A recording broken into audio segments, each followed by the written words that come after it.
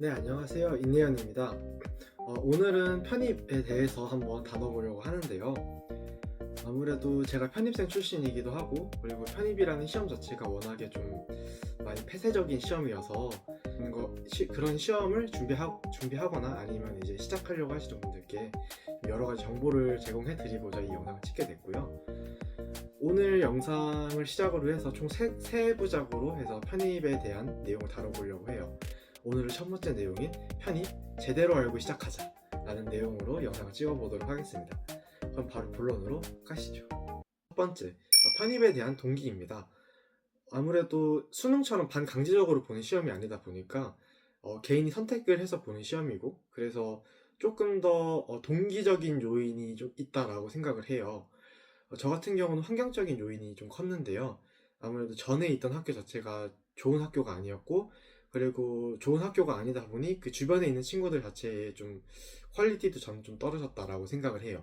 저는 환경에 좀 많은 영향을 받는 사람이다 보니까 그런 환경적인 부분에서 더 좋은 환경을 만들어서 가고 싶다라는 욕구가 조금 있었어요. 그런 부분에 있어서 편입을 시작을 해야겠다라고 생각을 하게 되었고요. 다른 분들의 이야기를 들어보면은 환경적인 요인도 굉장히 큰 부분을 차지하지만 더 좋은 학교에 가고 싶다라는 그런 욕구가 있어서 하시는 분들도 있고, 아니면 이미 4년제를 졸업을 했음에도 불구하고 본인이 다녔던 학교보다 더 높은 레벨의 대학을 가기 위해서, 혹은 이제 더 본인이 원하는 진로에 맞는 학과에 가기 위해서 편입을 하시는 분들도 있습니다. 개인마다 아무래도 다 동기가 다르다 보니까 자신만의 동기를 찾아서 편입을 하게 되는 것 같아요. 그리고 두 번째, 편입을 어떻게 준비하냐, 이제 방법적인 문제인데요. 제가 개인적으로 생각을 했을 때는 편입을 준비하는 방법은 세 가지가 있다라고 생각을 해요. 첫 번째는 학원, 두 번째는 인강, 세 번째는 독학, 이렇게 세 가지입니다. 세 가지 방법 모두 다 편입을 준비하는데 올바른 방법이라고 생각을 하지만, 제가 개인적으로 추천드리는 방법은 학원입니다. 그 이유는 앞서 말씀드린 것처럼 편입이라는 시험 자체가 좀 많이 폐쇄적이에요. 수능처럼 투명하게 공개적으로 입결에 대한 모든 결과가 다 나오는 게 아니다 보니까, 일반적으로 학원을 다니지 않는 편입생 분들은 그런 정보에 대한 거에서 너무 취약할 수밖에 없어요. 그리고 인터넷에 돌아다니는 정보 자체가 또 정확하지도 않고요. 학원에서는 그동안 재원생들이 갖다 준 누적의 데이터도 있고, 그리고 학교들에서 제공해주는 정보들이 약간씩은 있어요. 그러다 보니까 학원에 있으면은 나중에 10월, 11월 달에 원서 접수를 할 때 좀 그런 데이터를 기반으로 상담을 받아서 본인의 성적이나 아니면은 본인이 원하는 학교에 맞는 쪽으로 좀 상담을 해줄 수 있다 보니까, 그런 부분에 있어서 학원이 가지고 있는 분명한 큰 장점이 있다라고 생각을 합니다. 그리고 학생들을 케어를 해준다라는 점에서도 아무래도 학원의 메리트가 있기도 하고요. 근데 인간 같은 경우는 혼자서 본인이 공부를 할 수 있다, 아니면은 학원을 다니기엔 시간이 조금은 부족하다, 아니면 애매하다라고 하시는 분들이 인강의 방법을 많이 선택을 하세요. 왜냐면 이제 인강은 본인이 정해준 수업 시간이 아니라 원하는 시간에 수업을 들을 수 있고, 그리고 자기주도적으로 학습이 가능하기 때문에, 그러니까 인강이랑 독학을 같이 병행을 하셔서 많이 준비를 하시는데요. 본인이 조금 공부에 대한 습관이 잘 들여져 있고 규칙적인 공부 습관을 깨지 않을 자신이 있다라고 하시는 분들은 인강이랑 독학을 함께 이제 엮어서 하시는 것에 대해서 저는 반대하지 않습니다. 하지만 그렇지 않고 대부분의 편입생 분들은 수능이나 아니면 다른 시험에서 쓴맛을 보고 오시는 분들이 대부분이다 보니까 그런 공부의 습관이 좀 안 들여져 있으신 분들이 좀 많아요. 그래서 그거를 좀 잡아줄 수 있는 곳이 학원이라고 생각을 하기 때문에, 만약에 내가 공부 습관이 좀 잘 들여져 있지 않다? 그렇다면은 학원에 좀 그냥 약간 무조건적으로 가는 게 맞지 않을까라는 생각을 좀 합니다.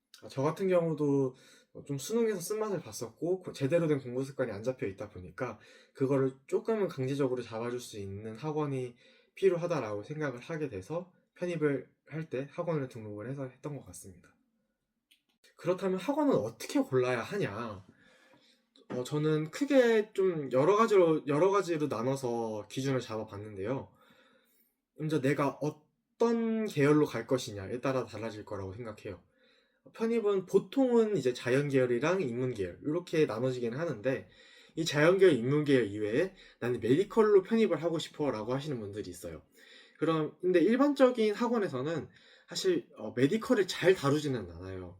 뭐냐면은 어 영어와 수학 이외에 과학도 가르쳐야 되는 부분도 있고, 또 몇몇 학교들 같은 경우는 뭐 해당 이과 대학 아니면 뭐 한의과 대학, 약학 대학에서 배우는 어 전공 시험 같은 거를 또 따로 보는 학교들도 있어요. 그러다 보니까 그걸 또 가르쳐 줄 수 있는 선생님이 있어야 되다 보니 일반적으로 작은 학원에서는 메디컬을 준비시키지 않습니다. 그래서 '나는 메디컬을 준비를 하고 싶다.'라고 하시는 분들은 뭐 우리가 모두가 알고 있는 뭐 갈색이 영어로 들어가는 학원이라든가, 아니면은 그 김땡 학원이라든가 이런 학원들을 찾아가셔야 돼요. 그런 대형 학원들을 찾아가셔야 메디컬 편입을 할 수 있고요. 그게 아니다, 나는 일반적으로 그냥 모든 사람들이 하는 자연계열이나 아니면은 인문계열 편입을 하고 싶다라고 하시는 분들에게는 학원을 선택할 수 있는 여지가 상당히 많습니다.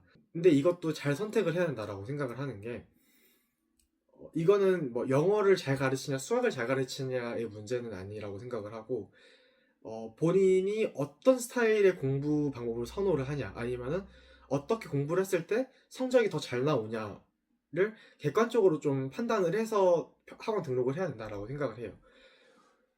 일반적으로 대형 학원 같은 경우에는 선생님 한 명당 케어를 해야 되는 학생들 자체가 너무 많아요. 거의 한 100명 가까이, 100명이 넘기 때문에 상담을 받을 수 있는 시간도 본인의 할애되는 시간이 너무 적고, 그리고 내가 어떻게 공부를 하고 있는지, 그리고 그 공부 방향성이 잘 맞는지, 그거에 대해서 1대1 코칭을 해줄 수 있는 그 시간 자체가 너무 적다 보니까, 나는 그런 부분에 있어서 코칭을 받고 싶어라고 하면은 대형 학원은 전 개인적으로 비추를 합니다.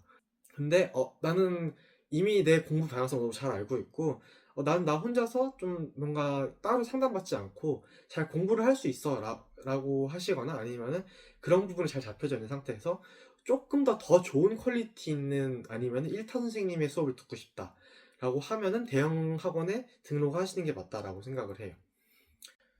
중소형 학원 같은 경우는 이제 대형 학원이랑 약간 반대의 케이스가 조금 있죠. 왜냐하면은 아무래도 선생님 한 명당 케어해 줄 수 있는 학생 수 자체가 한 4, 50명 정도이기 때문에 좀 소수 정예로 케어를 받을 수 있는 시간이 좀 많아요. 그리고 이 친구가 매일매일 좀 잘 공부를 하고 있는지, 공부의 방향성은 틀리지 않고 본인이 잘 설계를 해서 나가고 있는지, 그런 부분에 있어서 매일 좀 코칭을 받을 수 있는 시간이 많기 때문에 그런 부분에 있어서 중소형 학원의 장점이다라고 생각을 해요. 대신에 단점은 아무래도 누적되어 있는 데이터 자체가 조금 적고 재원수도 적다 보니까 그 학생들로부터 오는 데이터 역시 적을 수밖에 없고요. 그렇다고 이 퀄리티가 또 떨어지는 건 사실 아니긴 하거든요. 대신에 정보량이 좀 적을 수 있다라는 점은 좀 아시고 가셔야 되고, 대형 학원 같은 경우는 좀 대기업에서 운영을 하는 경우들이 좀 많다 보니까 좀 체계가 좀 잘 잡혀 있는 편이에요. 근데 중소형 학원 같은 경우는 이제 막 개원을 해가지고 시작을 하는 학원들도 있다 보니까 그 시스템이 잘 안 갖춰져 있고, 잘 갖춰져 있다고 하더라도 잘 안 돌아가는 경우가 있어요. 그래서 그런 부분에 있어서 학원에 상담을 받으러 가셔서 잘 체크를 해보시고, 이 학원이 나한테 좀 잘 맞을 것 같은데 라고 하는 부분들을 잘 캐치를 하셔서 등록을 하시는 게 맞다라고 저는 생각을 합니다. 네, 마지막으로 이제 편입을 시작하기 전에 가져야 될 마음가짐에 대해서 얘기를 해볼 거예요. 사실 저는 이 영상에서 이 부분이 제일 중요하다라고 생각을 해요. 왜냐면 사실 편입이라는 시험 자체가 뭐 1월 달부터 시작을 하시는 분도 있고, 3월 달부터 시작하시는 분들도 있고, 아니면은 5월, 6월 넘어가서 시작하시는 분들도 있는데요.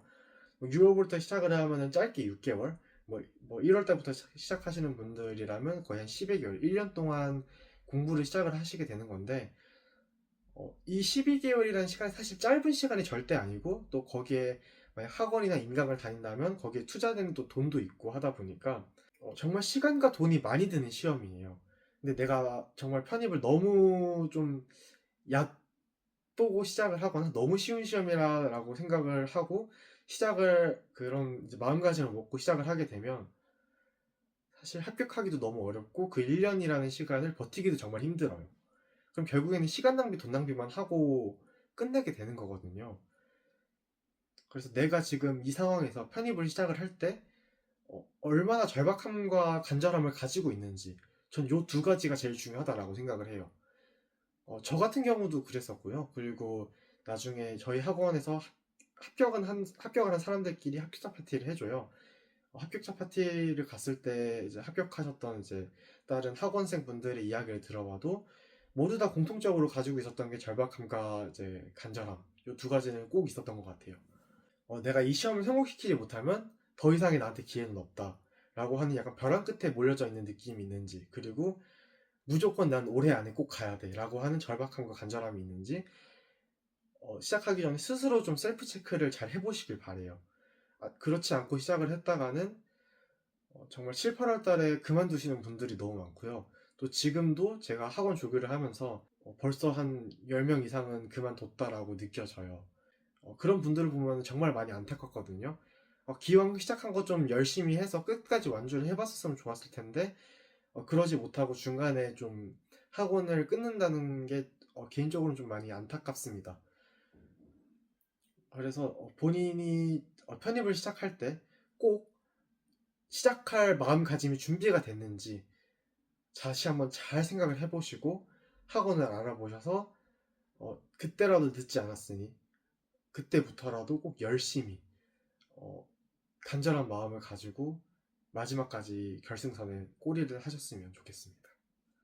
네, 오늘은 이제 편입을 시작하기 전에 어떤 것들을 준비를 해야 되는지 알아봤는데요. 편입이라는 시험 자체가 영어나 수학 이렇게 뭐 한 과목이나 두 과목만 준비를 해야 되는 시험이기 때문에 상대적으로 과목이 주는 부담감은 큰 시험은 아니에요. 수능처럼 5과목, 6과목을 봐야 되는 시험이 아니기 때문에. 그렇지만 한두 과목만 정말 열심히 공부를 해야 되기 때문에 힘든 시험이긴 합니다. 그래서 본인에게 앞에서 말씀드린 세 가지가 잘 이제 준비가 되어 있고, 그리고 잘 알아봤는지 잘 한번 돌아보시고, 이제 지금 촬영을 하고 있는 게 5월인데 5월달에 등록을 해서 시작하시는 분들도 꽤 계세요. 하지만 정말 앞에서 한 3, 4개월을 공부를 하신 분들이 계시기 때문에 그 분들을 이겨야 합격을 할 수 있어서 더 이제 많은 노력을 들여야 되긴 합니다. 하지만 지금이라도 정말 늦지 않았으니 꼭 빨리 알아보시고 잘 준비를 하셔서 마지막에 12월달, 1월달에 시험 마무리 잘 하시고 2월달에 합격의 그 기쁨을 누릴 수 있었으면 좋겠습니다. 저는 여러분들의 합격을 정말 진심으로 기원하는 사람으로서 이제 댓글로라도 편입에 대해서 궁금하신 점을 좀 적어주시면은 제가 성심성의껏 답변을 달아드리도록 하겠습니다. 저는 이제 두 번째인 편입을 시작하고 나서 어떤 것들을 어떻게 공부를 해야 될까요? 라는 이제 내용을 가지고 돌아오도록 하겠습니다. 감사합니다.